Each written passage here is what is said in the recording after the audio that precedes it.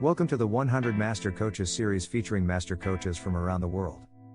Let's journey together on this 100 Master Coaches series with your host, Coach Mel, MCC.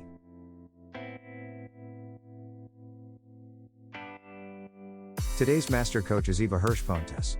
She is a Brazilian executive coach, trainer and facilitator, coach mentor and supervisor, and conflict mediator. She currently lives in Berlin, coaching senior executives, teams and high potentials from global corporations. Now on to the show. Hello, welcome to the 100 Master Coaches series. This is Coach Mal, and today my special guest is Eva Hirsch Pontes from Rio, Brazil. I would love to be in Brazil one day. Welcome to the show. Hello, thank you, Mel. It's lovely to be here. Thank you for the invitation. And I will love to host you in Rio when I return to Rio, because right now I'm in Berlin. So I amazing. don't know for how long I'll be here, but I will try to be here for a long time. I'm experimenting life here.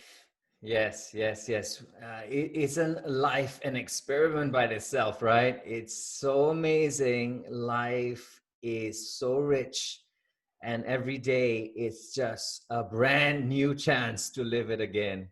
I heard in the pre-interview that you're doing some things as well in Berlin. You are cooking, you are learning German. Haha. Yes. Tell us a little bit about that experience. How has that been? Learning German? Dankeschön. That's all I know. Yeah. Well, my parents were German. And I do speak some German, but it's not good German. It's not fluent. So I have visited Berlin regularly because my son is here, and it was okay. But now, if I'm experimenting life here, I really want to speak the language. Yeah. And right now, I think my brain is experiencing an overload of an information overload. And there are moments that I just go mute in any language. If it happens here, please excuse me, because there are moments that the brain goes, Is Mel asking you in Portuguese or in German? It's English. It's okay. Yeah. Fantastic. Sometimes, what's the word? It's so funny to observe ourselves and how the brain works. And we study so much about the brain, Mel. Yeah. And one thing that I've noticed that we all know that the prefrontal cortex takes up so much energy. And what I've noticed is at the end, I have a class twice a week, and it's 60 minutes. By 45 minutes, my brain says, enough. It's time to shut the class. Tell the teacher nothing will be absorbed anymore, and we know what's happening. Yeah. Well, thank you for being on the show. It's a privilege to have you. You're obviously a master coach, and hence we're going to jump into the first question. How did it all begin for you? Tell us about your coaching journey. I think coaching was a calling for me. I was an executive in the shipping industry. I started my career as a secretary, worked in 2 pharmaceuticals, then I went into a family-owned business in the shipping industry. And there I built a career, 26 years in that group of companies, being an executive, from secretary to executive to the board. Beautiful. Wow. And I never worked with HR. I was very much hands-on, operational, and then as I moved up, more strategic. And then there was a stretch assignment where for 2 years, I had to be a finance director. Okay. And after that, I asked for a sabbatical. And during that sabbatical, actually, it was a precondition for me to take on that role. And during the sabbatical, I said, okay, I don't want to do this anymore. Enough. Okay. And this is the learning here.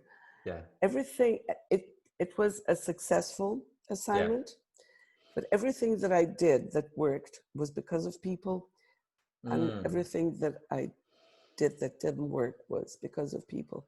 And I thought, okay, I've been studying about stainless steel for ships. I know a lot about stainless steel or numbers, or I don't know enough about people, and people are my raw material, right? So that's when as a director, I decided I wanted to study psychology. And I did. Wow. But I decided to work part-time, and I didn't know what I was going to do with it. Why? I didn't want to be a therapist. I was not going to start a career in HR at that point. Yeah. So what? I didn't know. I wanted to understand a little bit more about people. So that was 1998. Wow. I graduated in 2002. And then I was trying to find how to put these two parts together. My love for people, wanting to see people grow, and yet to use my background as an executive. And in 2005, I heard about coaching for the first time. There were very few coaches in Brazil. It was not even in its infancy. It's in its first months of life. Wow. So I heard about coaching, and then I took a program in Brazil, and I decided I really wanted to get involved with it, and went to the Hudson Institute. Okay. And when I heard Pam McLean talking, I had the feeling I arrived where I should be. And that's why I say it's a calling, because I knew this is it. This is what I've been looking for without knowing. I didn't have a coach. Wow. Because there were no coaches in Brazil. Yeah. And it's funny that you say that same year, because that was the year that I often say I bumped into coaching. I say it's my calling as well now. And it's just so amazing, isn't it? How from different parts of the world, we're getting this call to come in. Yes. But I want to also believe that it has already been inside us somewhere, somehow. And it's like when you heard the call, when you went there and Pamela was speaking, for example, and suddenly that kind of connected for you. Do you think that is part of what happened? I think so, absolutely, because in that shipping group, the owner died during those 26 years. After 13 years, the owner died, and he left 5 children, and I mentored and coached them without knowing. These words didn't exist. But if I look back, this is what I was doing. I mean, coaching. But I was asking them some questions. When I remember one of the questions I asked them, it was, where do you see yourselves in 5 years? But I wasn't a coach. Well done. Amazing. You see, it's part of that DNA within you already somehow. Fantastic. Now, we're just going to move on to the next question. And how was your first 5 years of your coaching journey? How was that for you? Very fast. Everything happened very fast. Okay. The hardest part was to find clients in the beginning. Okay. When I needed to practice. Because, as I said before, people didn't know about coaching. I didn't know myself, so I had to ask people if they wanted to be coached. And they say, what's that? What is it? Do you put it on your hair, or you drink it? What do you do with that? That's so funny. And it's an English word. Oh, yeah. Anyway, so that was the hardest part, to get the initial clients. But once it started, it went on. And because I had gone to such a great school, I mean, one of the best, because I spoke English, because of the background as an executive, I soon joined international networks. who needed coaches in Brazil who spoke English. Yeah, wonderful. And I worked hard, and then I got my PCC credential. So after, I think, 3 years, I had my PCC credential. Beautiful. So who were credentialed, and then it started happening. It went quite fast. And Mel, what I had not expected was that I was going to become a trainer and work with business schools. I didn't see that coming, but it happened too. It was a development of that. Absolutely. One thing happens and then another thing happens, and soon enough, you ride with that passion, don't you? You just flow with that and it just works out. So Eva, if I were to ask you your bravest moment as a coach or in life, you can say either, you can say both. Could you tell us a little bit about that experience? Well, I think that moving here is quite brave professionally. Yes. Well done. Well done. But thank you. But I think the bravest thing is I went skydiving. Wow. In New Zealand, yeah. And I was already over 60 when I made the decision. Okay. To try it. And it has been absolutely the bravest thing, because you have to keep on signing documents from the moment they pick you up at the hotel. They give you an iPad. Yes. And you are in that van and you have to say, agree. And you're reading that, agreeing, and it says, there may be mechanical errors, agree. There may be human failure, agree. My family cannot claim anything, agree. Yes. So I'm sending the pictures. Yes, definitely. And here we go. We can have a look at what Eva has done. Oh my gosh. Look at that. So explain. The moment, so the moment you get out of the plane is where the bravery really is required, because you have all that information that you have just agreed. Plus look at the size of the plane. It's a sardine can. And I was 15,000 feet. Yeah. And the moment you get to the door, you say, okay, no return. Here I go. And you have to jump. Yeah. On nothing, onto nothing. This is scary. But then it is the most liberating energy, to the point that you forget to breathe.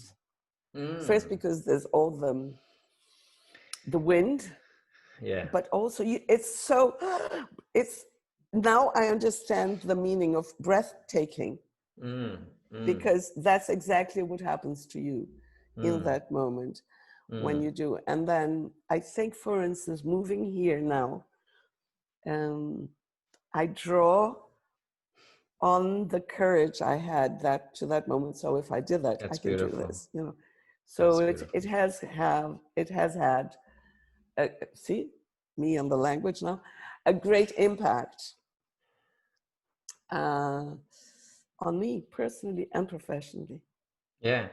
And you know what? I think that is also required as a coach, because, on one side, we're asking those challenging and powerful questions to our coaches to do something great for their life, right?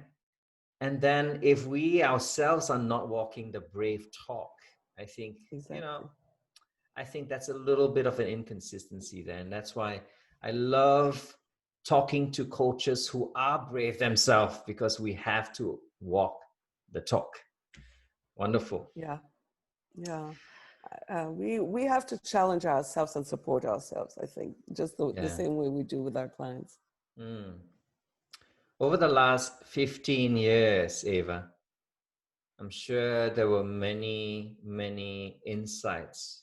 I'm just going to ask you to kind of condense it and give us your top 3 insights over the last 15 years as a coach. I don't think I mentioned to you, Mel, before. I'm trained as a coach supervisor, and my insights come from this place of coaching supervision, where I can look at the coaching practice. So my coaching insights cannot be detached from supervision. Okay. So at the Coaching Supervision Academy in the UK, where I trained as a supervisor 2012 and 13, they say who you are is how you coach. Oh, nice. And so it's not my insight, but it's somebody else's insight. But I take that so seriously. So who am I being? It's just what you talked about. We need to walk the talk. Yeah. It's not that we need to be perfect. On the contrary, because we're humans. Yeah. Coaching humans. Yeah. And we have to be compassionate. Yeah, absolutely. And vulnerable. So if we want our clients to be vulnerable, are we willing to be vulnerable? Very nice. And that's how you coach. I just supervised someone this morning who was in a very judgmental position with her client, and the client is defensive.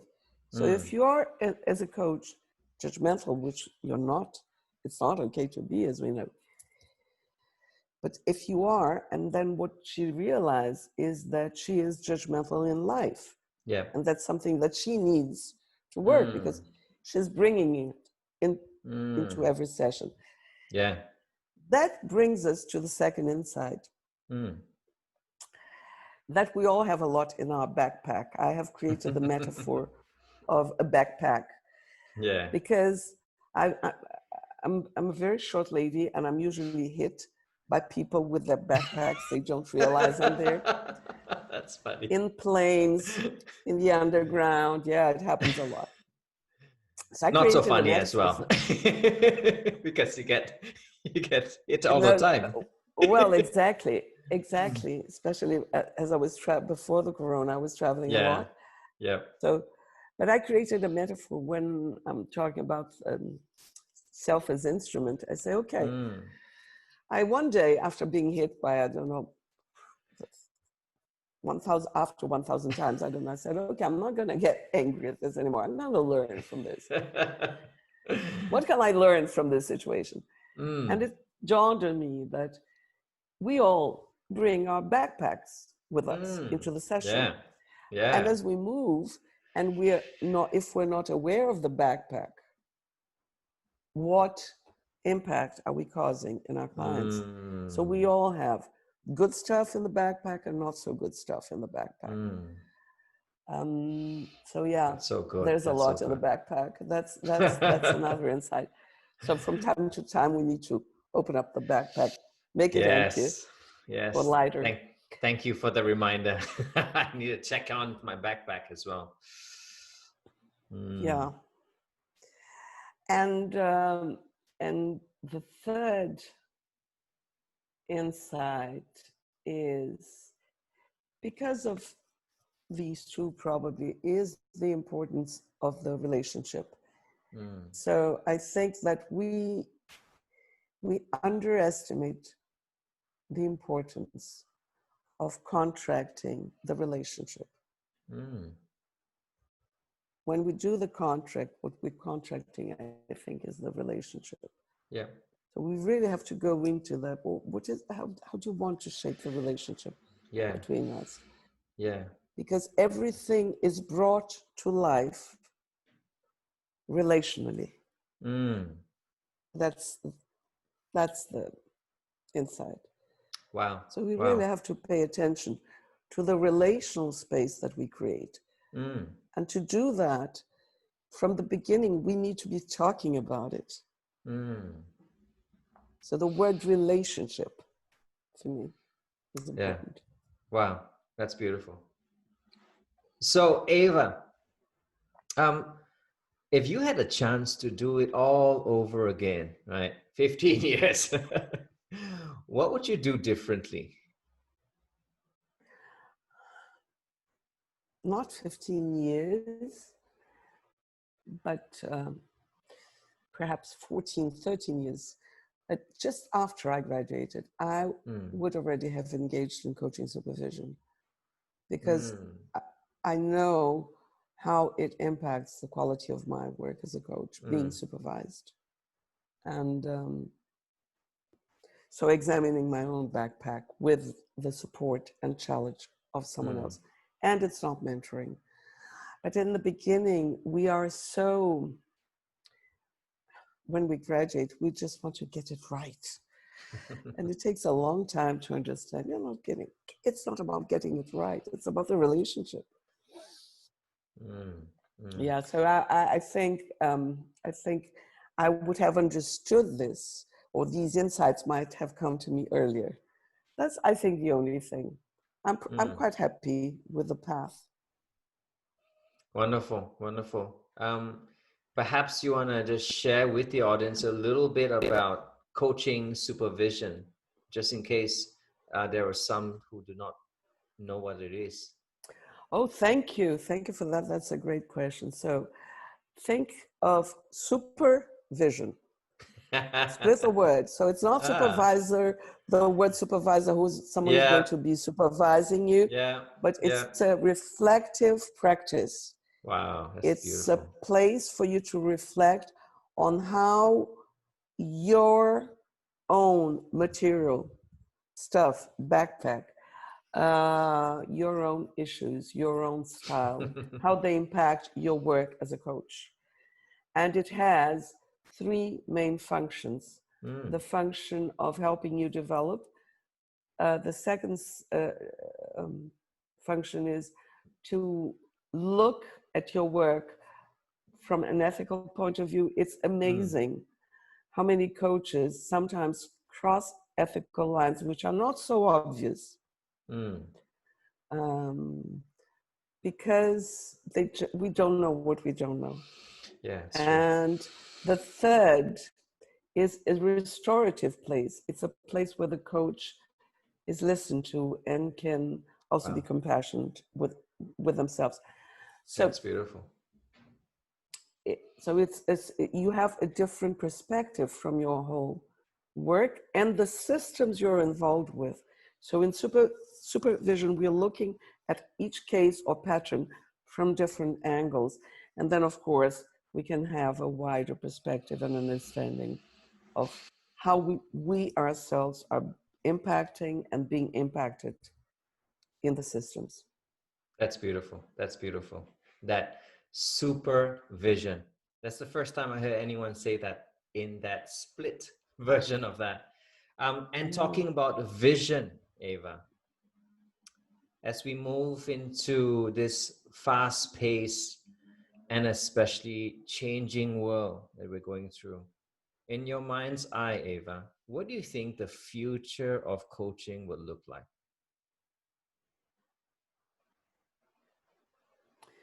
Well, we're in the middle of this. I have no idea, right? We don't know what tomorrow is going to look like. My guess, Mel, my best guess at the moment is I think we're moving into a world that needs to become more and more collaborative. I agree. And therefore, companies, I work basically with companies in coaching. Yeah. So companies will probably move from individual coaching to some team and group coaching. That's what I think a trend should be. Not sure. Okay. And of course, you have seen that happening, right? Over the years, more and more companies are moving. Not to say individuals are not important, but obviously it's also an economies of scale to help companies reach more people, impact more people with coaching. Okay. Yes, but I think after the corona, I think we see an acceleration of this demand. and some products or models that are not exactly coaching but are close to coaching, where you have like actual learning or co-development, not necessarily coaching, but that you can be very agile, move to action in groups. I kind of realized that you have coached obviously in Brazil.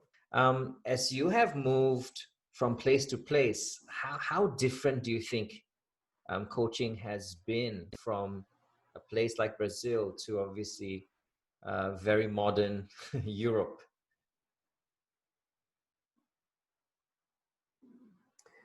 I don't think there is much difference. The difference here perhaps is you have more internal coaches in Europe than you have in Brazil.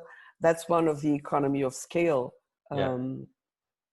issues that you were just mentioning. So one of the way outs was to create internal coaches. You have a lot of that in big companies in the States. I don't know what about Australia. In Europe, it's common. And therefore, in Europe, you have also a lot of supervision. In Brazil, we still don't have that. I think. But otherwise, it's not much different. I don't think. But I think the profession itself might need to change a bit. Tell me more. Oh gosh, talking to coaches is so dangerous, isn't it, Mel? What a question.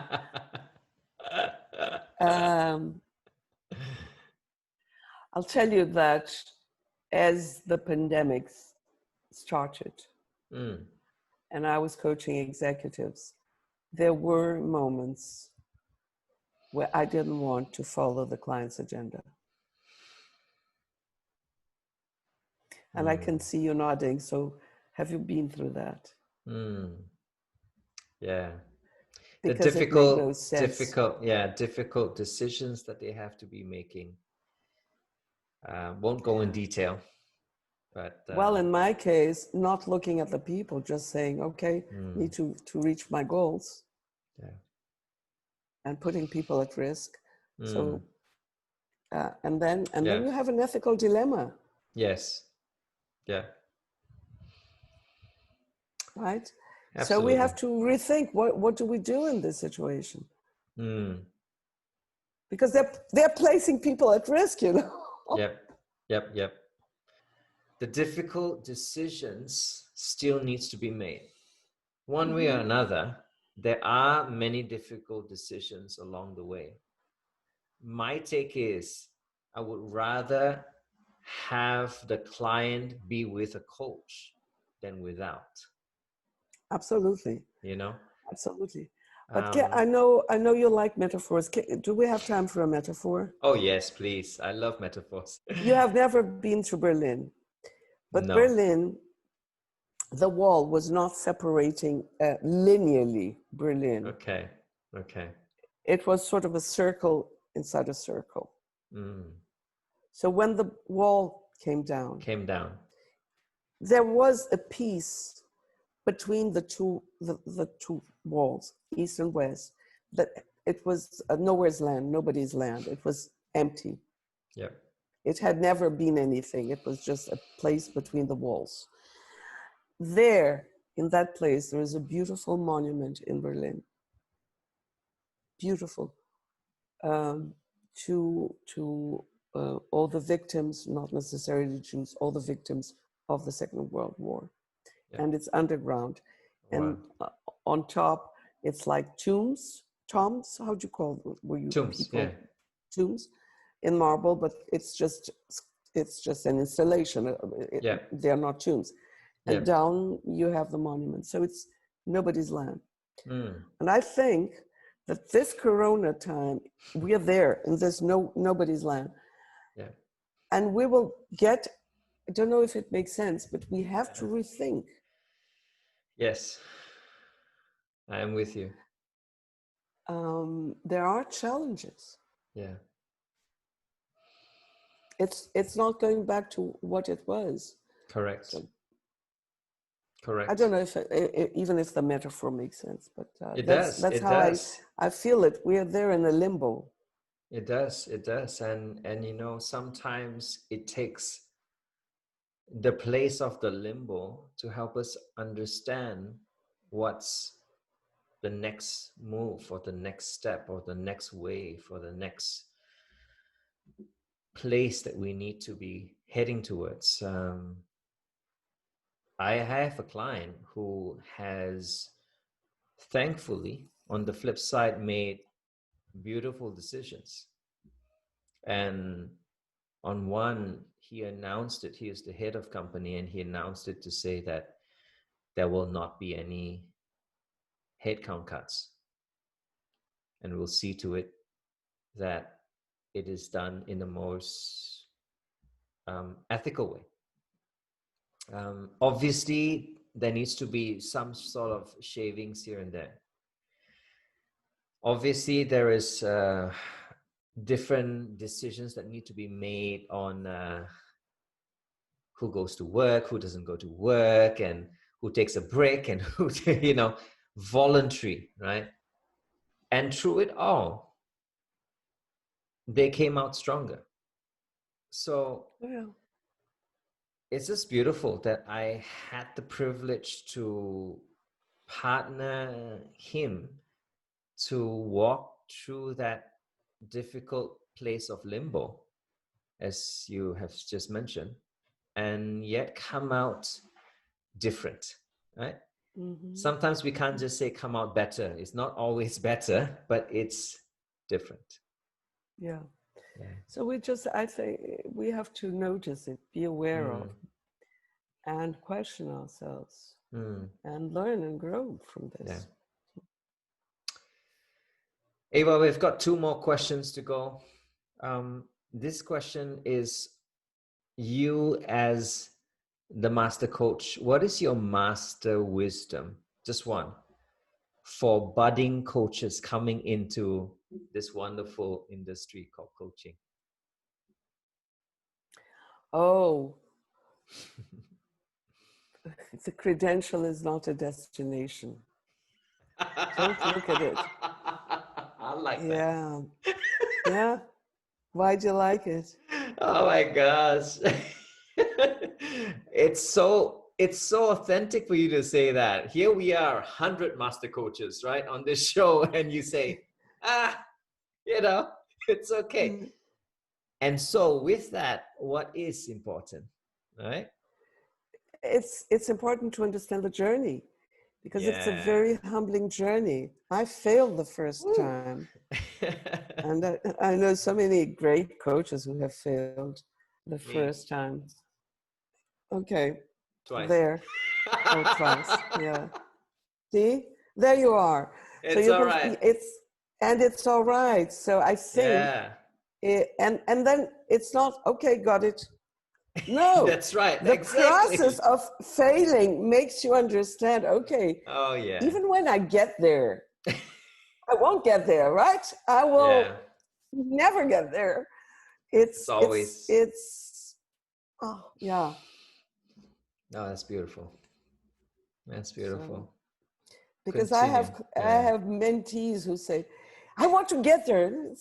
Which there? There is no there. You'll get a credential, but it's the journey to mastery is forever. Wow. Now that's worth taking down, guys. The journey to mastery is, say it again. Forever. It's forever. I do yoga, and once I realized, since you like metaphors, do you know when you're trying to find a position in which you're balanced? I'm trying to balance my water bottle here, in which you're balanced. And once you have good muscles and you've practiced enough, it's easy for you to center and balance. After that, you find balance inside balance. You start challenging yourself and you go and say, okay, you're already balanced, but you can move slightly and still fine tuning. And then there is another level. And I think that's mastery. I don't know if it makes sense. Oh yeah, it's deep and it's beautiful. Thank you, Eva. Wow. I can't believe it. It's already my last question. As coaches, we ask powerful questions and questions that can reveal a lot more to our coaches. What will be the question that you want to leave behind for our audience today? What is in your backpack that might be impacting your coaching and your clients and the systems that you serve? That's beautiful. That is beautiful. And for the workplace people, it will be the same. What will be in your backpack that is impacting you from being that great leader that you're called to be? That's so beautiful. Wow. Eva, this is the time where I allow you to share what is in your heart so that people can come and connect with you. How do they come in contact with you? Share us some handles, some places where they can come and get more of Eva. So the name of my company is Phoenix Coach, but the site is in Portuguese. There's only one page in English. I must work on that. But easier to find me on LinkedIn. I'm sure you can put the description there. And my email is eva@phoenixcoach.com.br, BR for Brazil. Yeah, that's beautiful. And with that, I say thank you, Eva. I've called you Eva the whole show, and you said it was okay. You've done it. Thank you. You said it beautifully. Thank you very much, Mel. I thank you for this opportunity. I've really enjoyed our conversation. Same here. So guys, I'll catch you on the next show. This has been the 100 Master Coaches, today with Eva from Brazil in Berlin right now. See you next time. This is Coach Mal signing off. Goodbye.